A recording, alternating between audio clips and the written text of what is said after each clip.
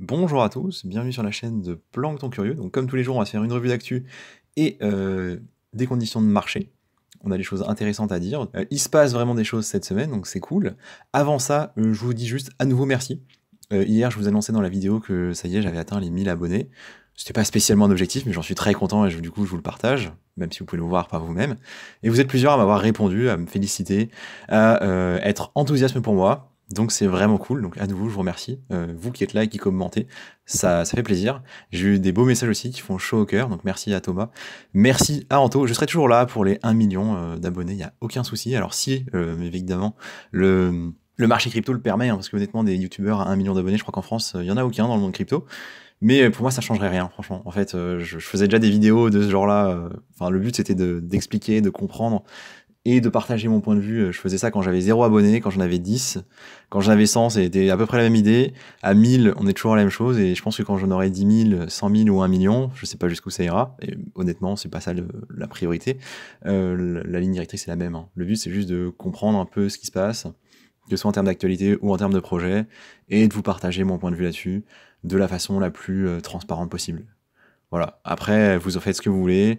Derrière, l'idée, c'est quand même d'essayer d'avoir des investissements qui sont utiles et qui, du coup, permettront à long terme de générer un certain profit. Il y a quand même cette idée-là derrière.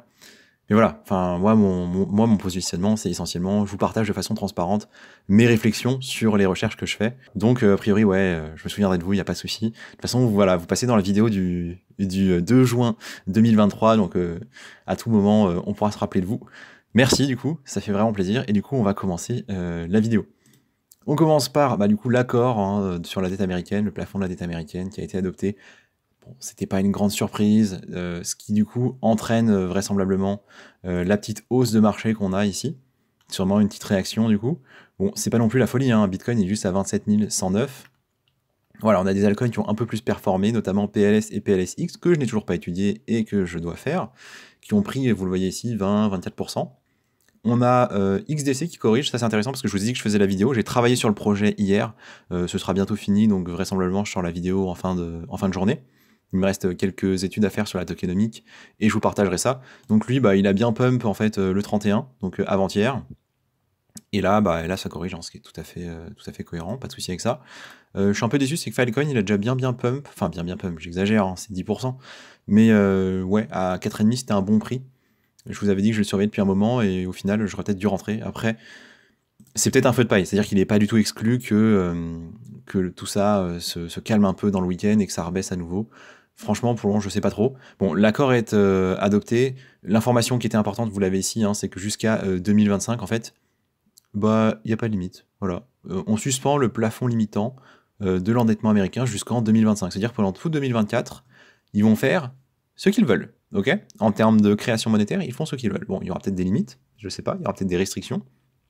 Et voilà, pour la dernière année, parce qu'on rappelle, 2024, dernière année du coup, du mandat de M. Biden, élections du coup qui ont lieu en général autour de novembre, donc novembre 2024 vraisemblablement.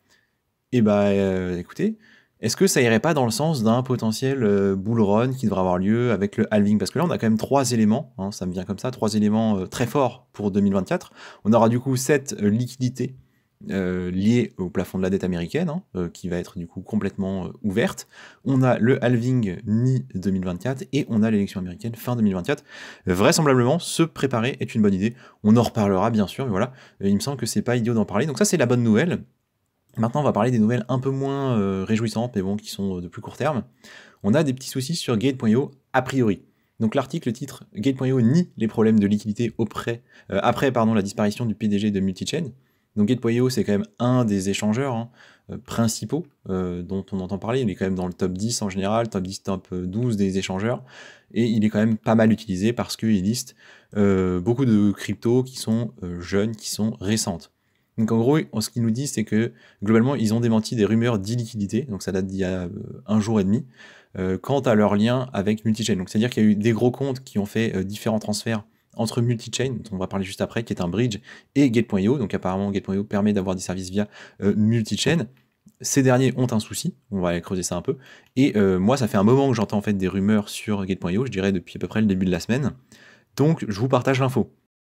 À l'heure actuelle, comme vous le voyez, rien n'est confirmé, mais si vous êtes sur Gate, peut-être se poser quelques questions, peut-être couper certaines positions, transférer quelques fonds. Enfin, je veux dire, si vous êtes très très exposé, éventuellement, faites attention. Ça se peut qu'il y ait des petits soucis de leur côté. Donc, moi, j'irai faire attention. Je rappelle juste en termes de chiffres, donc Gate.io, vous le voyez ici, il est en 9e position sur le listing des échangeurs centralisés par Defilama, en sachant qu'ils n'ont pas tout le monde. Ils n'ont pas Kraken, etc., etc. Donc, c'est pas forcément le plus gros, mais il y a quand même 1,6 milliard d'assets. On le voit par contre, sur 24 heures, on a 55 millions en perte, alors que le reste du top 10 est quand même plutôt dans le vert, à quelques exceptions près. Et sur 7 jours, c'est quand même 230 millions, là où tous les autres sont dans le vert, à l'exception d'ici de KuCoin qui a moins 16 millions, pardon, donc c'est quand même beaucoup moins problématique. Et surtout, on voit sur un mois, c'est 220 millions. Donc on voit quand même que sur la dernière semaine, c'est là qu'ils font l'essentiel de leurs pertes. Donc il y a il y a vraiment une fuite de capitaux. C'est pas majoritaire, hein, je veux dire, ils sont quand même sur 1 milliard, presque 2 milliards, mais vous voyez, c'est plus de 10% qui sont partis de l'échangeur en moins d'une semaine. Faites gaffe quand même. Faites gaffe, peut-être que c'est rien, mais je préfère vous le dire, faites attention. Gate.io, donc on le voit ici d'ailleurs au niveau des actifs, hein. On voit une baisse sur la dernière semaine, hein. C'était peut-être pas très précis sur le nombre de tokens, mais sur la chaîne, là ici on voit. Ouais, il y a quand même une baisse, faites gaffe. Ce serait mon conseil, faites attention. Vous exposez pas trop. Donc multi-chain, 2 mots là-dessus quand même, parce que c'est ça qui, a priori, cause le souci. C'est un bridge. Un bridge, ça permet tout simplement de faire le lien entre deux blockchains différentes qui, théoriquement, ne pourraient pas communiquer, qui ne pourraient pas s'envoyer de tokens. Le bridge le permet. Sachez que souvent, les bridges sont du coup les points d'entrée pour les hacks, parce que c'est en général les points faibles des écosystèmes, hein, tout simplement. C'est des portes d'entrée, donc ça permet en général de plus facilement entrer pour les hackers. Voilà, c'est une petite parenthèse. Ils ont mis en suspens quand même 11 blockchains et leur PDG est injoignable. C'est pas négligeable. C'est bon, 11 blockchains qui sont pas majoritaires et alors elles sont pas ici, les 11 blockchains, elles sont là. Donc voilà, on les connaît pas forcément. KK Chain, Public Mind, Dino Chain. C'est voilà, ça reste de la DeFi relativement peu connue du public, mais il y a quand même des paires qui sont notables. Ici, vous le voyez sur Binance, ils ont appris qu'il y avait un souci. Qu'est-ce qu'ils ont fait ? Ils ont bloqué certaines transactions, notamment FTM ETH. Vous voyez, c'est sur ce point-là que j'ai envie de revenir. FTM ETH, c'est pas rien. C'est-à-dire que c'est quand même un cours qui est assez important. On a ici, du coup, pendant une semaine apparemment, Multichain qui n'a pas donné d'infos. Là, ils nous disent, dans les derniers 2 jours, le protocole a connu des circonstances exceptionnelles et on est en train de faire tout ce qu'on peut pour compenser les problématiques qu'on a, sachant que notre CEO n'est pas joignable depuis un moment. Donc il y a la théorie du il s'est fait arrêter par les autorités chinoises, vous l'aurez compris, hein, c'est quelqu'un d'asiatique a priori qui vit en Chine. Et voilà, ça reste pas très bon. Faites attention du coup si vous êtes sur Gate.io ou si vous utilisez Multichain. Bon, je pense que vous êtes déjà vraisemblablement au courant. Le cours de Multichain, c'est quand même intéressant, je vous l'ai mis sur 90 jours. Vous voyez, c'était autour de 10 $, plus ou moins. On est descendu jusqu'à 8 et on est monté jusqu'à presque 12, jusqu'à du coup mi-mai. Là, vous le voyez, maintenant on est descendu jusqu'à 3,5, 4 $. Donc il y a une vraie crainte au niveau de Multichain, hein. C'est pas des blagues, il y a vraiment quelque chose ici. Donc il faut quand même faire attention à ça. Moi, personnellement, je suis pas exposé du tout. On le voit, c'est un protocole qui est quand même très important. Ici, sur la liste des bridges, encore une fois, Defilama, vous voyez, c'est le 4e. Il a des liens avec à peu près toutes les blockchains. Donc, ça peut toucher du monde. Il faut faire quand même attention à ça. Enfin, l'impact, si vous n'êtes pas sur ni Gate.io ni sur Multichain, pour vous, il est quasi nul, à part une potentielle perte en valeur si, j'en sais rien, par exemple, si Phantom se crache un peu. Pourquoi je parle de Phantom ? Parce que Phantom, ils sont assez liés. On ira voir ces aides après, il est en train un peu de leur tirer dessus. Mais concrètement, donc là, tweet de Apes Prologue qui nous dit, d'après les rumeurs, donc ça date un peu, hein, ça date, vous voyez, il y a presque une semaine, ouais, le 24 mai déjà. Il nous dit, donc il y a eu des rumeurs que la team a été arrêtée, donc en réalité c'est plutôt le CEO, on a l'information maintenant.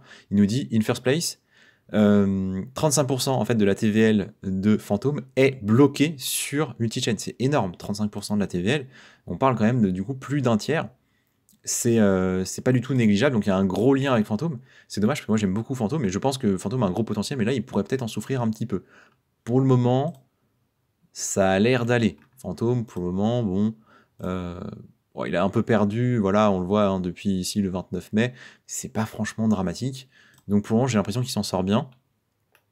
Donc on le voit ici, hein, effectivement, un gros partage sur Multichain. Il nous dit, si on regarde les stablecoins, Multichain, c'est 81% de l'offre de stablecoin sur Phantom, donc c'est quand même considérable. Voilà, il y a potentiellement un lien important. On a un certain nombre de personnalités, j'ai entendu parler de Justin Sun, ici on a André Cronje et autres qui font attention, qui sont partis, hein, qui ont retiré des capitaux concrètement. Voilà, petit FUD là-dessus. Moi, je vous partage l'info, faites attention. Ici, c'est Z hein, qui en rajoute une couche, qui nous dit Stay safe you en tweetant multi-chain. Bon. Ah voilà, il tire sur les collègues, hein, on connaît, c'est un classique, c'est arrivé avec d'autres. Peut-être que c'est rien, mais ça peut être dangereux, vous l'aurez compris. Et dernière news, on va parler un peu d'Apple. C'est une news dont j'entends parler pas mal depuis un jour et demi. Donc Apple qui va lancer apparemment son casque VR, qui devrait l'annoncer dans les prochains jours. Je crois savoir qu'il y a voilà, un événement le 5 juin. Donc le 5 juin, c'est lundi prochain. Potentiellement, ils vont parler de ce truc-là, voire le lancer. Donc un casque VR, à titre personnel, ça ne m'intéresse pas. Mais il semblerait que ce soit lié à une crypto. C'est bien pour ça que je vous en parle. Il semblerait que ce soit lié à ce projet ici. Donc le SIC Smart VR, qui serait potentiellement en partenariat avec Apple et qui du coup pourrait largement profiter de cette information. Donc vous voyez déjà, le cours a un peu pris sur les dernières 24 heures parce que y a des gens qui anticipent une potentielle hausse. Bon, en réalité, si on regarde sur 30 jours, ça reste quelque chose d'assez marginal au final comme hausse. Ce que je vous propose, c'est que je vais creuser le dossier et je vous en parlerai ce week-end. Du coup, sortira tout à l'heure certainement la vidéo sur XDC, vu que je l'ai quasiment préparé, quasiment fini la préparation plutôt de XDC Network, donc je devrais pouvoir la sortir ce soir. Et dans le week-end, je ferai une vidéo sur SIC Smart VR et je me renseignerai pour voir si effectivement c'est pertinent ou pas d'investir dedans, en tout cas selon mon point de vue.